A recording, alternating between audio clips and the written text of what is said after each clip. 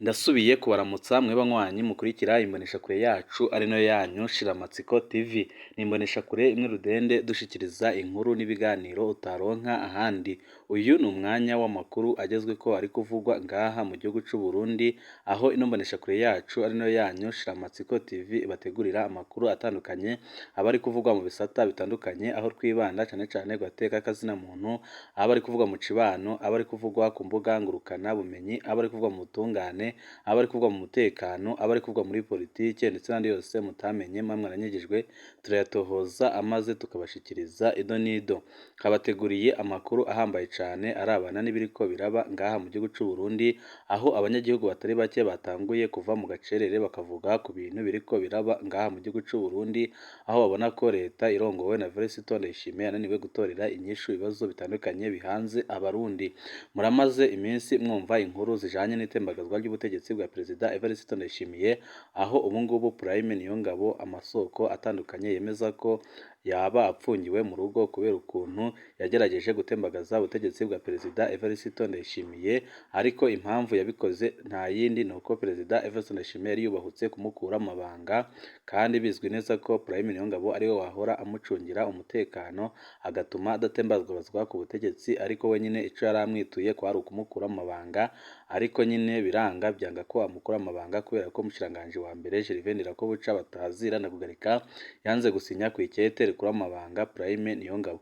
Ibi byose byazamuye agashavu gakomeye cane mu basoda n'abapolisi, cane cane abafise ipeti rya generali barwanye mu rugamba rwa CNDD-FDD, aho bavuze ko Perezida Evariste Ndayishimiye ibyo ariko arakora ari ibintu biteye isoni cane, kandi ariko arahemukira abantu bakoreye umugambwe ku rugero rwo hejuru cane, aho nka bose bahurije ku mugambi umwe na Prime Niyongabo ko bakifatanya bakamutembagaza ku butegetsi, ariko Perezida Evariste Ndayishimiye amaze kumenya ayo makuru yahise afata ingamba ihambaye cane, aho yahise yuguranira Prime Niyongabo mu rugo, akaba ubu ngubu atemerewe kuva mu rugo, ariko inama z'urutavanako mu bajenerali batandukanye ngaha mu gihugu c'u Burundi zikaba ziriko zirakorana ziga uburyo ki zakikuraho Perezida Evariste Ndayishimiye. Ibyo rero bibaye bitarahera hahise hinjiramwo ikibazo gikomeye cane kijanye n'ubutunzi, aho ibintu bitoroshe na gatoya, aho Uburundi bwatakaje amafaranga mvamakungu ku buryo ubu ngubu badashobora gusuma ibyo bakeneye ku isoko igihe kirenze indwi zibiri. Ibyo byose bikaba biri gutera abanyagihugu agashavu n'agahinda, bakavuga ko bagomba guhaguruka bakikuraho intwaro y'agahotoro ya CNDD-FDD imaze igihe kitari gito ibapfukamye mu nda, none ubu ngubu bikaba bigeze n'aho umurundi abayeho nabi cane atakibasha no gupfungura rimwe ku munsi, nyamara amafaranga menshi ava mu bintu bitandukanye by'igihugu atunzwe n'akarwi gato cane k'abajenerali barongoye umugambwe ku butegetsi CNDD-FDD, ndetse bakaba bavuga ko nyine igihugu cabavunye, ariyo mpamvu baba bagomba kwimbura bwa mbere. Hari amakuru menshi ateye ubwoba ariko aravugwa ngaha mu gihugu c'u Burundi bishobora gutuma nyine Perezida Evariste Ndayishimiye atembagazwa ku butegetsi ubutaraririye. Byose twabibateguriye tugiye kubashikiriza mu idonido ry'aya makuru, ndetse n'impinduka zikomeye cane ziriko zirakorwa mu nzego zitandukanye ngaha mu gihugu c'u Burundi. Byose twabibateguriye tugiye kubashikiriza mu idonido ry'aya makuru. Wipfuza kuzaja bama mbere bashikirwa n'inkuru n'ibiganiro bene nk'ibi, ico usabwa nta kindi tonda kuri sabone kugira ngo uko dushizeho amakuru n'ibiganiro bene nk'ibi ujye uba uwa mbere mu gushikirwa nabyo. Amakuru yacu tatangurire kuri no nkuru iriko iravugwa cane y'abamaze kubogozwa mu mabanga, aho nyine Buramatari Diomede Nzamimana nyine nawe ari mu rutonde rw'ababogojwe, akaba yidogerwa n'abarundi batari bake kubera ibikorwa bitandukanye byagiye bimuranga, aho yagiye ashigikira abagiye banyuruza abantu kandi akagaragara nk'umuntu wiyemera cane. Ibyo byose bikaba ari ibintu abanyagihugu bariko baramwagiriza, bakavuga ko batari bazi ko yakurwa mu mabanga. Hari kw'igenekerezo rya 18 ukwezi kwa 11 umwaka wa 2021, Buramatari Diomede Nzamimana atonze mu bahoze ku rugamba rwa CNDD-FDD muri komine Kiganda. Buramatari yahora arongoye intara ya Muramvya Diomede Nzamimana asize utuntu twinshi abanyagihugu bazomwibukirako. Kuri ino foto yari atonze ku wa 18 ukwezi kwa 11 2021 hamwe n'abahoze ku rugamba rwa CNDD-FDD ku munsi bita ko wahariwe umurwanyi. Aboneka co kimwe na bagenzi we aramukije nk'umusirikare. Nta wundi mutegetsi n'umwe wo ku rwego rwa Buramatari azwi ahora yifata gutyo.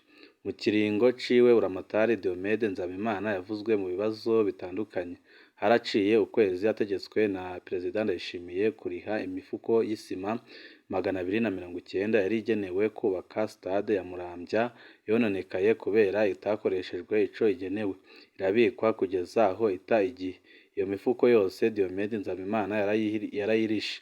Agiye abaye umutegetsi wa mbere ku rwego nk'urwa Buramatari yahawe itegeko nk'iryo mu Burundi. Diomede Nzabimana yarumvikanye mu ma audio atandukanye atamuha iteka. Benshi baribuka audio y'umukenyezi wiwe yakwiragiye ku mbuga avuga ingene yatawe n'umugabo akamutana abana akaja kwibanira n'inkumi. Uwo mukenyezi yanavuga ingene ubuzima bwiwe bubangamiwe cane na Buramatari. Bwari ubwa mbere haboneka audio nk'iyo ku mutegetsi nka Buramatari. Ejo bundi Buramatari Diomede Nzabimana yumvikanye muri audio y'umwigisha Alice Kanyana yavuga ingene yaronse akazi Buramatari akagaha uwundi hatanzwe raporo y'ibinyoma ko Alice Kanyana yapfuye. Mu nyuma Buramatari yumvikanye mu yindi audio wenyine avugana n'uwujejwe indero mu ntara bahumurizanya uko ico kibazo bazokigenza. Buramatari yaremanga ko ari we azobazwa byose nyine muri iyo audio. Ibyo nabyo ni ibintu biteye isoni cane bitigeze biranga undi Buramatari ngaha mu gihugu c'u Burundi cyangwa se undi mutegetsi uri ku rwego nk'urwa Buramatari. Mu kiringo c'uyu mu Buramatari harabayeho cane ibyo kunyuruza abanywanyi b'umugambwe seneri bakaburwa irengero.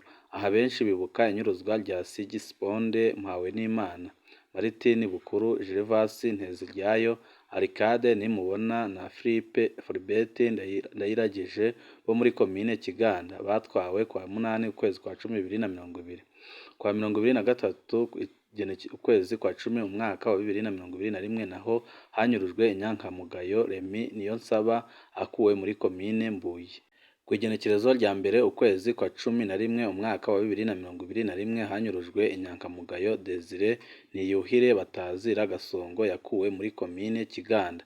Hari n'abasore babiri b'inyankamugayo Benvene Ndayisaba na Jerome Ntakarutimana bava Inamande muri komine Rusaka mu ntara ya Mwaro.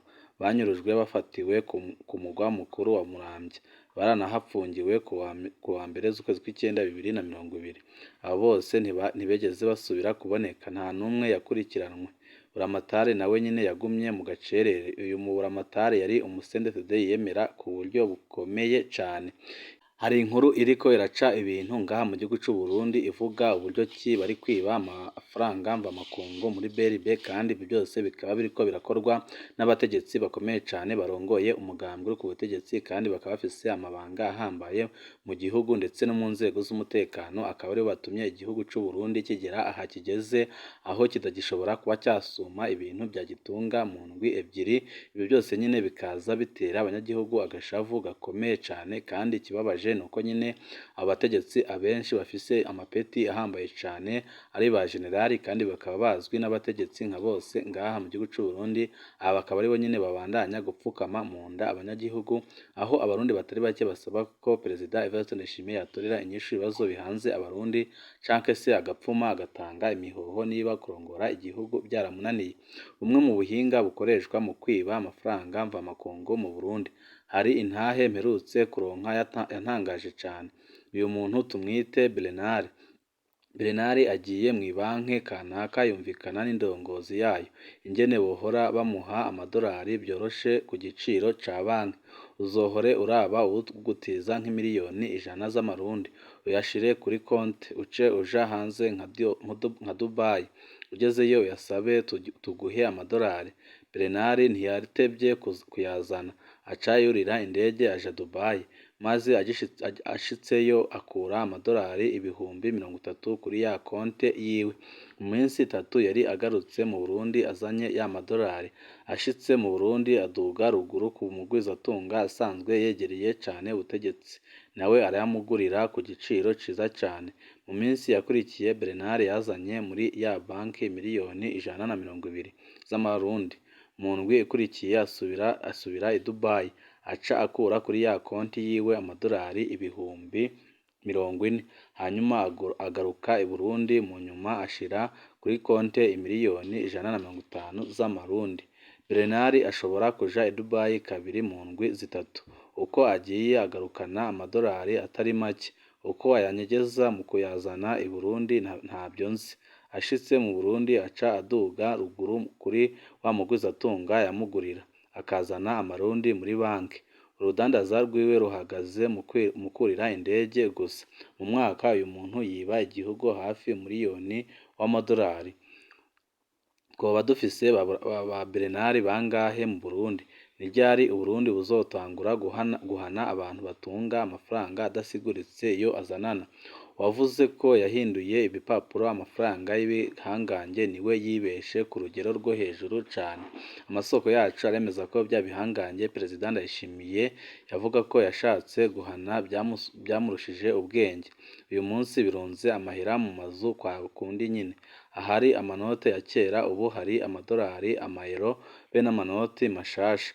Ubu bihutira kurunda amafaranga mvamakungu mu nzu kubera bazi ko Perezida Evariste Ndayishimiye ashobora guhindura amafaranga y'amarundi uko abishatse. Uko hagize amadolari aboneka ku isoko nk'amwe Dieudonné Murengerantwari yari yemeye kuza aratanga buri ndwi, bino bihangange bica biyayora ku giciro ciza bikaja kuyarunda mu mazu yabo. Bino bihangange nibyo bishinga agaciro k'ifaranga ry'u Burundi. Bishatse birarekura amadolari akaboneka, ifaranga ry'u Burundi rikaca riduga gatoya. Bishatse biratwara amadolari yose ari ku isoko, ifaranga ry'u Burundi rikaca rikoroka. Gutyo ishavu mu banyagihugu rikaduga. Umuti uzava hehe? Sindi umuhinga mu bijanye n'ubutunzi, ariko mu Burundi harategerezwa gufatwa ingingo zikomeye zijanye n'abasuma bafise ubutegetsi mu Burundi. Ibyo bihangange bikora ibyo bintu birazwi. Ibyo bihangange bifise ubutunzi budasiguritse birazwi. Byambaye amapeti akomeye, bijejwe amabanga ahambaye mu mugambwe, mu butegetsi no mu nzego z'umutekano. Bimwe nabyo bihiga gutembagaza Perezida Ndayishimiye, ibindi bikitwa ko biri kumwe nawe. Ninde azofata ingingo zikenewe? Uwundi muti leta yirengagiza urazwi ni uguheza injyane za politike zadutse kuva muri 2015, kugarukana ituze n'umwidegembyo mu Barundi, guhungura abahunze, gusubiza hamwe n'ubumwe bwa Buraya bwahora butanga 50% y'amafaranga leta yakoresha. Ihagarikwa ry'imfashanyo z'Uburaya riri mu byatumye ifaranga ry'u Burundi rita agaciro bikomeye. Ayo abonetse agakoreshwa neza yoshikana aho igihugu cikurako imfashanyo, yonatuma abazana imitahe basubira kwizigira Uburundi. Bigenda gute ngo leta yanke gusubiza hamwe abana b'u Burundi kugira n'ubutunzi bw'igihugu buhomboke? Byoba bishika Uburundi bukibaza nk'amafaranga buhomba kubera hari abanyamafaranga bahunze igihugu. Rwa rukundo rw'igihugu abatwara bavuga ruri hehe? Ni iyihe nyungu dufise mu kwama twitana abansi b'igihugu? Perezida Evariste Ndayishimiye yarakwiriye gutorera inyishu ibibazo bitandukanye bihanze Abarundi, kuko natabikora araba ari kwikwegera abanzi benshi, mu gihe muri no minsi yarasigaranye abamukunda, abanyagihugu bato bato, ariko biraboneka ko nabo ashobora kubatakaza umwanya n'umwanya kubera ibintu biriko birababaho, aho ibiciro byaduze ku isoko kandi bikaboneka ko impamvu biriko biraduga ari uko amafaranga yagateje igihugu imbere nyine yizingiye muri bya bihangange bikomeye cane bikomoka mu mugambwe uri ku butegetsi. Ni ngaha duce dusozerera amakuru twari twabateguriye. Wipfuza kuzajya bama mbere bashirwa n'inkuru n'ibiganiro bene nk'ibi, ico usabwa nta cindi, niba utaravyonda kuri sabone vyondaho kugira ngo uko dushizeho amakuru n'ibiganiro ujye uba uwa mbere mu gushikirwa navyo. Ibihe byiza nibyo ndabipfurije banywanyi bacu.